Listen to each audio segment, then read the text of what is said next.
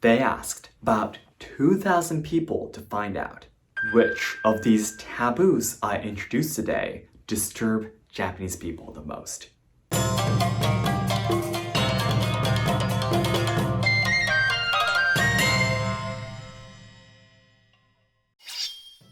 皆さんこんにちは and welcome to Let's Ask Shogo. If you're going to travel or live in Japan, riding trains is something that you would most certainly do. However, as you may know, just like the onsen I talked about in my previous video, there are rules that people have to follow on trains and at stations in order for everyone to be comfortable.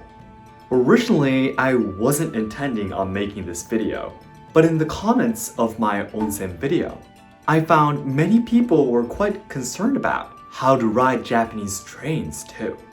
As your Japanese friend in Kyoto, I'll be happy to answer your requests. So today, I will introduce 10 taboos on trains or at stations that you should be careful about. Also, at the end of the video, I will introduce a survey that the Japan Private Railway Association conducted to understand which taboo Japanese people dislike seeing the most. However, as I always say in these manners and rules videos, I really don't want to be the kind of person. These rules and manners are still taught in Japan today because there are lots of Japanese people too who don't follow these rules either. I hope this video will just be something you can watch to get a few tips to keep in mind so that more people can feel comfortable when they visit Japan. If there are similar rules in your country too, please share them in the comments. And even if you get confused somewhere during the middle, that's okay. I will wrap everything up again at the end of the video in today's conclusion. それでは本日も参りましょう。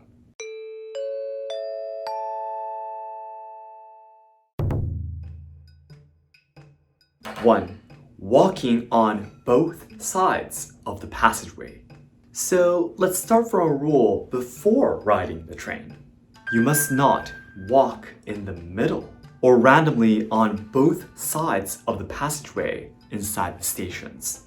It does depend on the train line, the station, and the prefecture you're in, but you should always walk on either the left or right side. Usually, there will be an arrow on the floor of which side you should walk on, so you can look for that. This is of course to avoid everyone jamming into each other. 2. Smoking in random places. Recently, there are less and less places where you can smoke, and that includes stations and public bathrooms. In some of the larger stations, there might be a designated smoking area, but if not, you'll have to find one nearby, or a restaurant that allows smoking.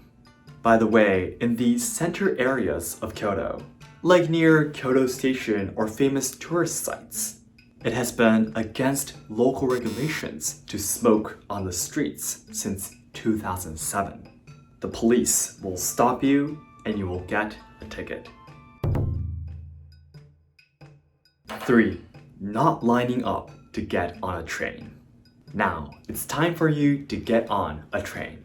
However, when you're waiting for a train, you must make 2 lines where the doors will come. This is to keep the area between the 2 lines opened, so the people getting off the train can smoothly do so. Please keep in mind that people getting off is always the priority, not only for trains, but for elevators and such too. This is a rule to avoid chaos and for everyone to safely ride the train. By the way, it's quite obvious that you should never rush in order to ride a train that's about to leave. This is warned at almost every station in Japan because there are businessmen or students who are going to be late and are running to the train. This will, of course, could lead to serious accidents and might stop the train from departing on schedule. 4. Men riding the woman-only car. Just like you may have in your country, there are women-only cars in Japanese trains. These cars are meant to protect women from sexual crimes, such as molestation and violence, and to secure a safe ride for everyone. There's usually this sign on the windows and floors, showing that the car is a woman-only car. So my fellow guy viewers can look for this to avoid accidentally riding them. By the way, men can ride the woman-only cars. If, for example, you have a pregnant wife that needs your help, or if the cars are only active on weekdays, and anyone can ride them on the weekends to spread out the crowd. But personally, I recommend avoiding this entirely. I've rode the woman-only car once in my life with my wife when she was pregnant with our first baby. We accidentally rode the woman-only car on the train that was just about to leave, and it was difficult for my wife to walk to the other cars with a big belly on a moving train. So we thought it's just a few stations, and it's not against the rules, so we could stay. But everyone, I tell you, the shots of cold looks I got when I rode that train, I will probably never forget in my life. Literally almost everyone was glaring at me, and I was very, very uncomfortable. From that day on, I decided that I would never ever ride a woman-only car in my life, no matter what the situation. 5. Sitting on the priority seats, even though you have no trouble standing. Inside the Japanese trains and also buses, every car will have priority seats. There are usually signs like this above the seats, and the seats have different colors and designs compared to the regular seats. These seats are for 1. The elderly, 2. Pregnant mothers, 3. Mothers with small children, 4. People with injuries or disabilities. Of course, no one will be caught sitting in these seats, even if you aren't any of the said 4 categories. But it would be best if you can pass these seats to the people who need them. 6. Using too much space when you sit. So now you're on the train and have luckily found a seat. But there is something they have to be careful about here too. Be sure to not use too much space for the seats. For example, putting your luggage on your side, or sitting with your legs spread out or crossed. There are some people who are very selfish and don't want anyone sitting next to them, so they put their bags on their left or right seats. However, no one should cover up an open seat and occupy another seat that they're not sitting in. Please note that not just spreading out your legs is thought of as a disturbance to other people. So is crossing your legs too. This is because your shoes will come to a higher position, and there is a risk that you will kick the person standing near you. It's always best to keep your luggage on your lap or on the luggage space above the seats and your legs neat. 7. Carrying bags on your back. Unfortunately, you weren't able to sit in any of the seats, so you've decided to stand and wait.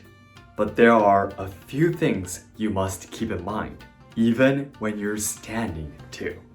It is to avoid carrying bags on your back.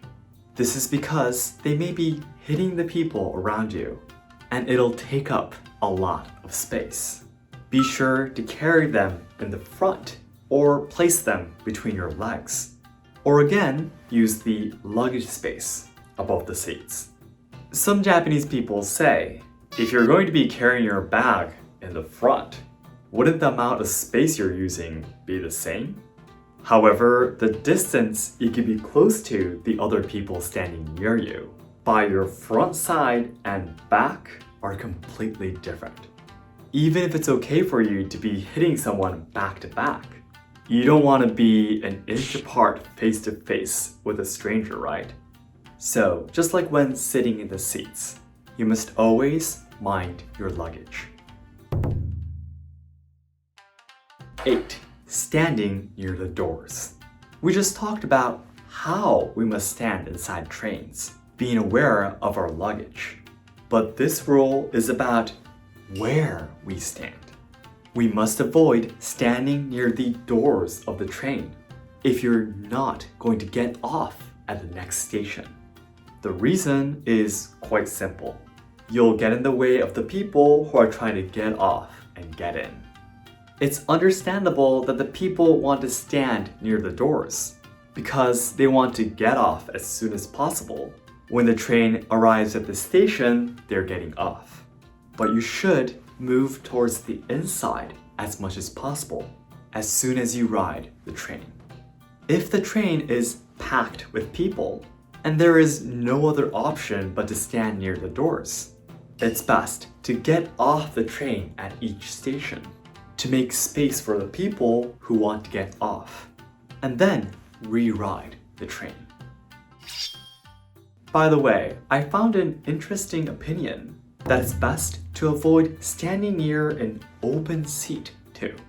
There are some people who would stand even when there are open seats because they'll be getting off soon, or simply just because they prefer to. However, if you stand near an open seat, the people who want to sit there might get confused, and it's uncomfortable for them to ask if they can sit there or not. I thought that this could be something that you can keep in mind too. 9. Talking in loud voices and making big noises. Yes, Japan requires you to be quiet almost everywhere, anytime. It is best to stay quiet when you ride trains, keeping conversations with friends and family to the minimum. Also, letting your children run around screaming might make people angry, so it's best to avoid this too. I have 2 kids, and I know it's not easy to avoid this, but it's still required in Japan.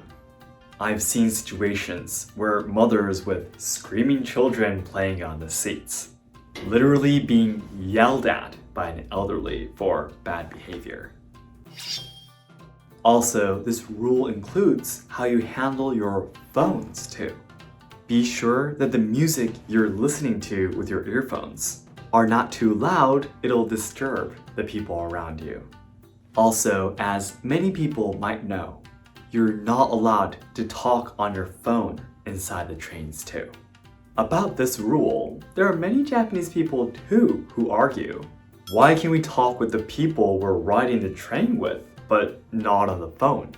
It seems that the train companies insist that it's best to avoid any kind of conversation on the train. So actually, talking with the person you're on the train with should be avoided as much as the phone calls. But it's impossible to stop everyone from completely talking.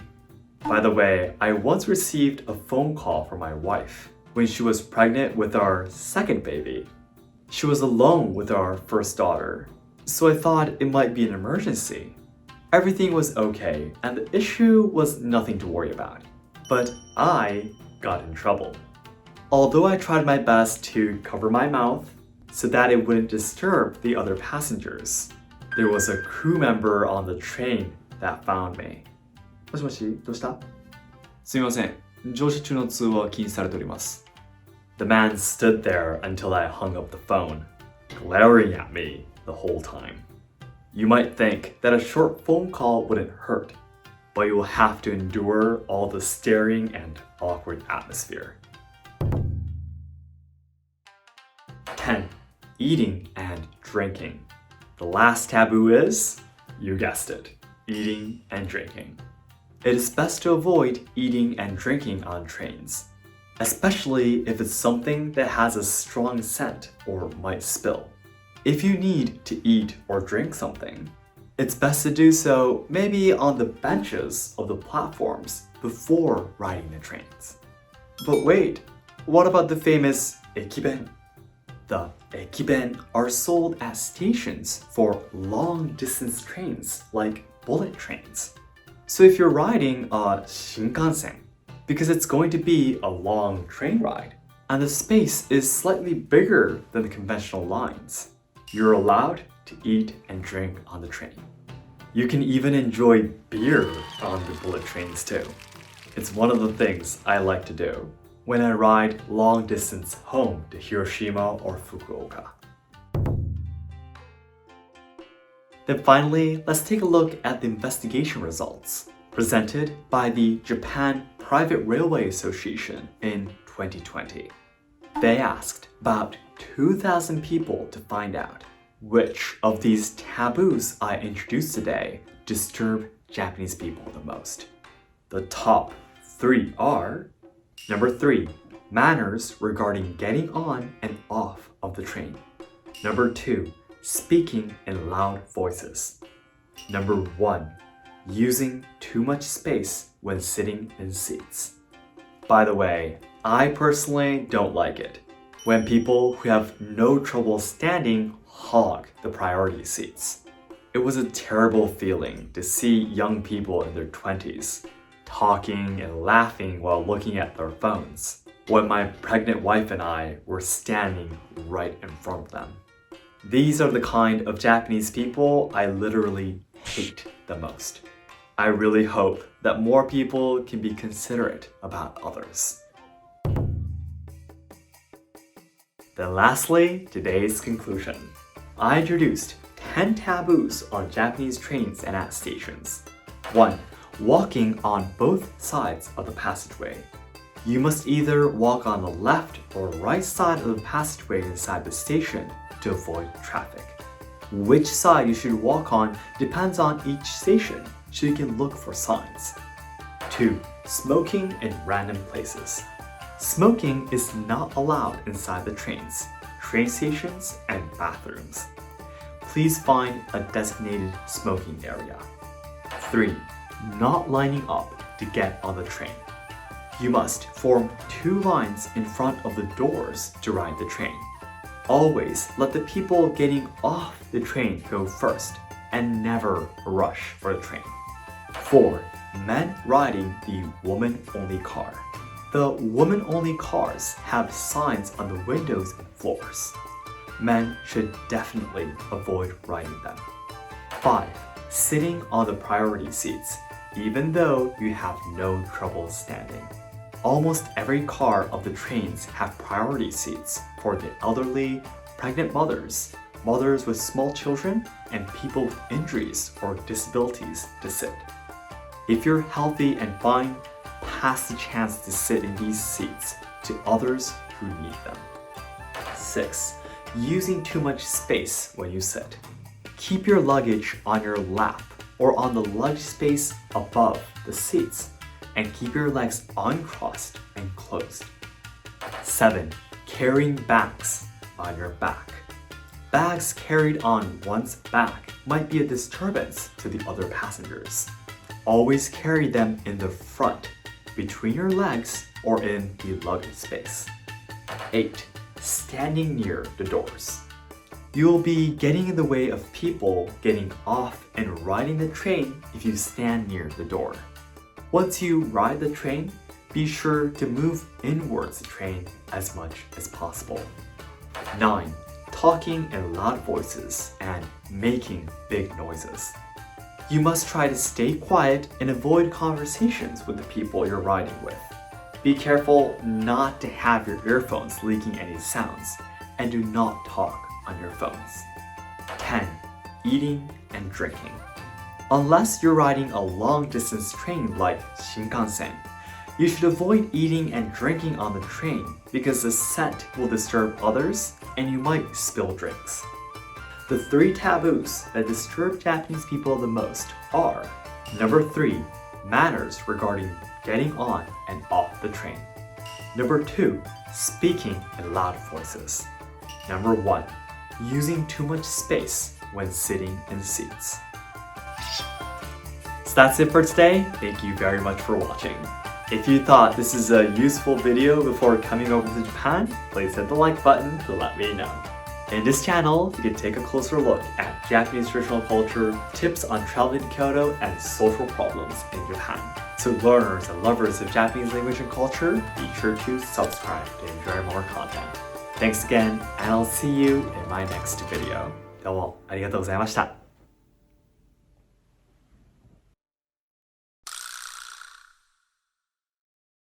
Everyone, once again, thank you very much for watching this video and welcome to the Omake Talk. So in this Omake Talk today, I just wanted to say a few things.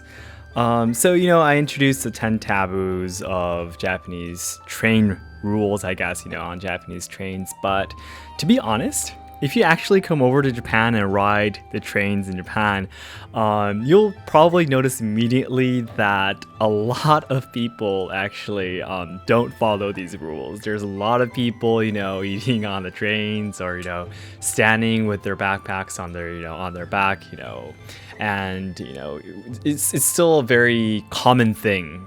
These problems happen very, very commonly. It's nothing like really rare to find. If you ride a train, you'll definitely find at least one person doing one of these taboos that we talked about today. But the reason why I still recommend you to try not to do these taboos as much as possible is because, I mentioned in the video where I talked about the work culture in Japan that the average age of Japanese people is about 48 years old, which is the number two in the world, and about 27% of our population is older than 65 years old. So what I'm trying to say here is that there are some, quite often I would personally say, there's these really grampy, really what should I say, these grandpas, grandmas, these elderly who are in a very bad mood sometimes.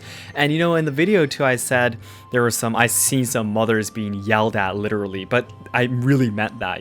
There are some people, I personally, for example, had an experience. I was a university student and doing volunteering in YMCA, if it's a big NGO group, the world's biggest NGO group. And there were some students from Taiwan that were coming to Hiroshima at that time. I'm from Hiroshima. And we took them around to the tourist spots in Hiroshima. I'm traveling with them.